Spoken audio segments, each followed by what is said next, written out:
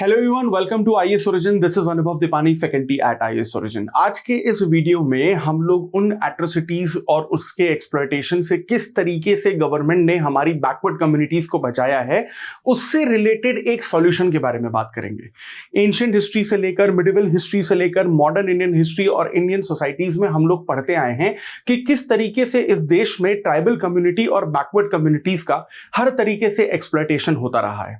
जब हमारा Indian constitution 1950 में इंप्लीमेंट हुआ तो डॉक्टर भीमराव अंबेडकर की ड्राफ्टिंग कमेटी की चेयरमैनशिप में हमारी कंस्टिट्यूएंट असेंबली ने यह डिसाइड किया कि अब इस एक्सप्लॉयटेशन को हमें लीगली और कॉन्स्टिट्यूशन के तौर पर रोकना पड़ेगा, और उसी के लिए फॉर्म किया गया था national commission for schedule caste and national commission for schedule tribe, जिसे एक कॉन्स्टिट्यूशनल बॉडी का दर्जा दिया गया था। और आज इसी टॉपिक को हम लोग यहां पर कवर करेंगे, और यह सिर्फ आपके पॉलिटी नहीं लेकिन सोसाइटी, गवर्नेंस और जीएस पेपर 4 से भी कहीं ना कहीं कनेक्ट करेगा। चलिए शुरू करते हैं। तो हम लोग national commission for schedule caste और शेड्यूल ट्राइब के बारे में बात करते हैं। तो national commission for schedule caste article number 338 के अंडर आता है। वहीं पर national commission for schedule tribe article number 338 clause A के अंडर आता है। लेकिन जो रूप या जो ऑर्गेनाइजेशन आपको आज इस कॉन्स्टिट्यूशन बॉडी का देखने को मिलता है, हमेशा से वैसा नहीं था।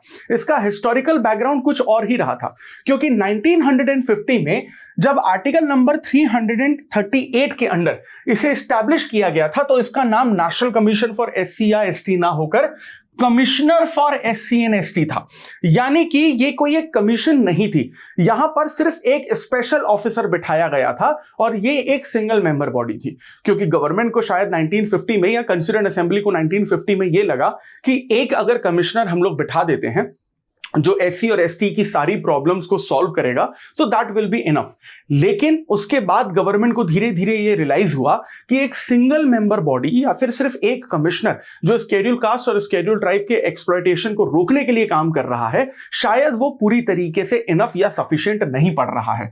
इसके बाद गवर्नमेंट ने 1978 में एक रिजोल्यूशन लेकर आई और एक non statutory multi member commission जो है उसको फॉर्म किया। अब आप यहां पर यह बात ध्यान से समझिए कि 1950 में जो आर्टिकल 338 में ऑफिसर बिठाया गया था, स्पेशल ऑफिसर, 1978 में उस ऑफिसर को ये सारी की सारी बॉडीज के साथ इंक्लूड नहीं कर दिया गया। मान लीजिए कि मैं वो स्पेशल ऑफिसर हूं 1950 में जो अपॉइंट हुआ है, और 1978 में जब एक multi member non statutory body government resolution से बनाई गई है, तो इसका मतलब यह नहीं है कि वो multi member non statutory body article 338 के अंडर आ गई। मैं तो एक अलग ऑफिसर हूं ही, लेकिन वो एक अलग बॉडी है और उसका काम क्या है? उसका काम है मुझे सिर्फ एडवाइस करना, और उनकी एडवाइस को मानना या ना मानना वो सिर्फ मुझ पे डिपेंड करता है। लेकिन इसने थोड़ा सा सक्सेस तो दिखाया सोसाइटी की इस प्रॉब्लम को खत्म करने में, लेकिन पूरी तरीके से खत्म नहीं कर पाए। और इसके बाद गवर्नमेंट ने सबसे पहले 1987 में एक और रिजोल्यूशन लेकर आई और यह कहा कि ये जो special officer for SC and ST है, इसका नाम अब चेंज कर दिया जाएगा और national commission for SC and ST कर दिया जाएगा। So IAS origin is coming up with the new UPSC GS batch, जिसमें आपको लाइव क्लासेस, रिकॉर्डेड लेक्चर, आपको बहुत सारा एक्सेस में मिलेगा, हार्ड कॉपी मटेरियल जो आपके घर तक आपको पहुंचाया जाएगा, डाउट रिजोल्यूशन क्लासेस और टॉपर सेशंस और आंसर राइटिंग जैसे बहुत सारे फीचर्स हैं। सभी फीचर्स को डिटेल में जानने के लिए डिस्क्रिप्शन में जो लिंक दिया गया है उसे क्लिक करिए और आईएएस ओरिजिन के ऑफिशियल नंबर पर कांटेक्ट करिए।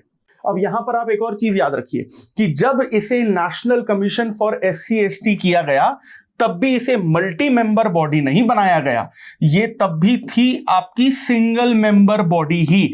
यानी कि नाम के लिए ये कमीशन है, लेकिन मेंबर कितने हैं इसमें? सिर्फ एक है, वही चेयरमैन है, वही मेंबर है, और वो जो नॉन स्टैच्यूटरी बॉडी है वो अभी भी अलग से काम कर रही है। लेकिन गवर्नमेंट ने जब 1987 में इसका नाम बदलकर नेशनल कमीशन कर दिया तो कहीं ना कहीं हमें इस बात का आइडिया लग चुका था कि शायद अब ये जो सिंगल मेंबर बॉडी है, इसे शायद अब मल्टी मेंबर बॉडी जो है बना दिया जाएगा।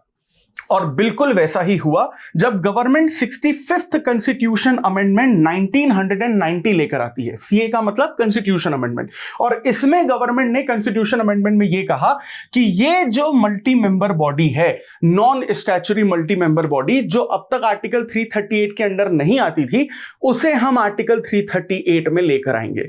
समझने की कोशिश करिए कि 1990 में क्या किया। 1990 में गवर्नमेंट ने यह कहा कि एक नेशनल कमीशन है फॉर एससी एंड एसटी, ठीक है, इसमें सिर्फ एक ही मेंबर है और इसको एडवाइस करने के लिए एक दूसरी हमने नॉन स्टैच्यूटरी रेगुलेटरी बॉडी बना रखी है जो मल्टी मेंबर है। तो मान लीजिए कि अगर इसमें 7-8 मेंबर्स हैं और यहां पर सिर्फ एक ही मेंबर है, तो इन दोनों बॉडीज को साथ में मिला दिया जाएगा और ये दोनों बॉडीज मिलकर कहलाएंगी national commission for SC and ST, और फिर ये कमीशन आपका मल्टी मेंबर बॉडी बन गया, यानी कि उस स्टैच्यूटरी बॉडी को आर्टिकल 338 में शामिल कर दिया गया। अब गवर्नमेंट को लगा कि अब तो प्रॉब्लम सॉल्व होनी है, लेकिन एक और यहां पर प्रॉब्लम थी। गवर्नमेंट को अब तक ये लग रहा था कि स्केड्यूल कास्ट और स्केड्यूल ट्राइब की जो प्रॉब्लम है वो एक जैसी ही होती है। ऐसा बिल्कुल भी नहीं है, क्योंकि कॉन्स्टिट्यूशन में भी अगर हम लोग देखें तो एससी और एसटी की डेफिनेशन अलग अलग दी है। स्केड्यूल कास्ट वो लोग होते हैं जो सोशली बैकवर्ड होते हैं, लेकिन स्केड्यूल ट्राइब वो लोग होते हैं जो सोशली तो होते ही हैं बैकवर्ड, लेकिन ज्योग्राफिकली भी बैकवर्ड होते हैं। इसीलिए इन दोनों की प्रॉब्लम्स बहुत अलग अलग हैं और इन दोनों के सॉल्यूशंस भी अलग अलग हैं, इसीलिए इनके लिए बॉडीज भी अलग अलग बननी चाहिए। और जब गवर्नमेंट को यह रियलाइज हुआ, फाइनली 89th कॉन्स्टिट्यूशन अमेंडमेंट 2003 में इस national commission for SC and ST को अलग करके दो अलग बॉडीज बना दी गई, जिसमें national commission for schedule caste को हम लोगों ने आर्टिकल नंबर 338 के अंडर रखा और वहीं पर national commission for schedule tribe को हमने आर्टिकल नंबर 338 क्लॉज ए के अंडर रखा। और यहां से फिर 2004 में इस बॉडीज को रीएस्टैब्लिश कर दिया गया, क्योंकि अमेंडमेंट पास हुआ था 2003 में, तो एग्जीक्यूट करते करते 2004 आ गया। अब हम लोग बात करते हैं कि ये जो बेसिकली आपकी नेशनल कमीशन फॉर एससी या एसटी है, इसमें कितने मेंबर्स होते हैं। इसमें आपको कुल मिलाकर 5 मेंबर्स देखने को मिलते हैं, दैट इज 3 + 1 + 1, यानी कि 3 इसमें होते हैं मेंबर्स, एक इसमें होता है वाइस चेयरपर्सन और एक इसमें होता है चेयरपर्सन। और ये जो आपके वाइस चेयरपर्सन और मेंबर्स होते हैं, इनका अपॉइंटमेंट प्रेसिडेंट के द्वारा ही किया जाता है on the binding advice of prime minister and council of minister. हमेशा ये चीज याद रखिएगा, जब भी प्रेसिडेंट किसी भी मेंबर या चेयरमैन का अपॉइंटमेंट कर रहा है और प्रेसिडेंट को एडवाइस देने के लिए किसी अलग से कमेटी के बारे में नहीं बताया गया है, तो ये कॉमन सेंस वाली बात है कि प्रेसिडेंट किसी न किसी से एडवाइस ले ही रहा है। और जब ये नहीं बताया गया है कि किससे एडवाइस ले रहा है, तो सीधी सी बात है कि प्राइम मिनिस्टर और काउंसिल ऑफ मिनिस्टर से ही यहां पर एडवाइस ली जाएगी। अब जब इनका अपॉइंटमेंट प्रेसिडेंट के द्वारा किया जा रहा है on the advice of council of minister, तो रिमूवल भी इनका वैसे ही होगा, प्लेजर ऑफ द प्रेसिडेंट, यानी जब भी काउंसिल ऑफ मिनिस्टर और प्राइम मिनिस्टर कहेंगे, प्रेसिडेंट उस पर्टिकुलर मेंबर या चेयरपर्सन को हटा देगा। लेकिन यहां पर इनके टेन्योर में थोड़ा सा आपको अलग देखने को मिलेगा। बाकी जगह टेन्योर हमें 6 इयर्स या till the age of 65 years या 62 इयर्स या 5 इयर्स देखने को मिलता है।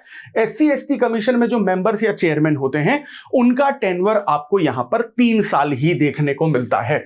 वहीं पर अगर हम लोग यहां पर फंक्शन की बात करते हैं, तो सबसे पहली चीज तो यह होती है कि इस देश में कभी भी किसी स्केड्यूल कास्ट या स्केड्यूल ट्राइब पर्सन के खिलाफ अगर कोई भी एक्सप्लॉयटेशन करता है, डिस्क्रिमिनेशन करता है, तो ये जो scheduled caste scheduled tribe commission है, उसके लिए केसेस लड़ती है। स्टेट गवर्नमेंट को रिकमेंड करके स्पेशल कोर्ट्स या स्पीडी ट्रायल कोर्ट्स को एस्टैब्लिश करती है हाई कोर्ट के रिकमेंडेशंस के साथ साथ, और इन केसेस को जल्द से जल्द सॉल्व करवाया जाता है। यहां तक कि एससी एसटी कम्युनिटी के लोगों को उनके राइट्स से रिलेटेड ज्यादा से ज्यादा यहां पर अवेयर करने की भी कोशिश करती है और उनको बताती है कि आपके अधिकार क्या हैं और किस तरीके से आप इन अधिकारों का इस्तेमाल करके अपना बचाव कर सकते हो। साथ ही जो अपर कम्युनिटीज के जो लोग होते हैं इस देश में, उनमें भी कहीं ना कहीं यूनिटी की जो भावना है उसको पैदा करने का यहां पर काम करती है, अवेयरनेस जगाती है। और बाकी कॉन्स्टिट्यूशनल बॉडीज की तरह नेशनल कमीशन फॉर एससी और एसटी अपनी एक एनुअल रिपोर्ट प्रेसिडेंट को पेश करती हैं, और वो एनुअल रिपोर्ट जो प्रेसिडेंट को दी जाती है वो पार्लियामेंट में फॉरवर्ड की जाती है। पार्लियामेंट एससी एसटी कमीशन के द्वारा बनाई गई रिपोर्ट पर डिस्कशन करती है, उनके रिकमेंडेशंस पर कानून बनाती है। बट अगेन आपको यहां पर यह बात याद रखनी है कि एससी एसटी कमीशन की जो रिकमेंडेशन होती है वो पार्लियामेंट पर भी किसी तरीके से इंप्लीमेंट नहीं होती है। अब आप लोगों के लिए एक सवाल, जिसका जवाब आपको इस YouTube वीडियो के कमेंट सेक्शन में देना है। सवाल यह है कि national commission for schedule caste and national commission for schedule tribe कौन सी मिनिस्ट्री के अंडर आता है? Under which ministry national commission for SC and ST come?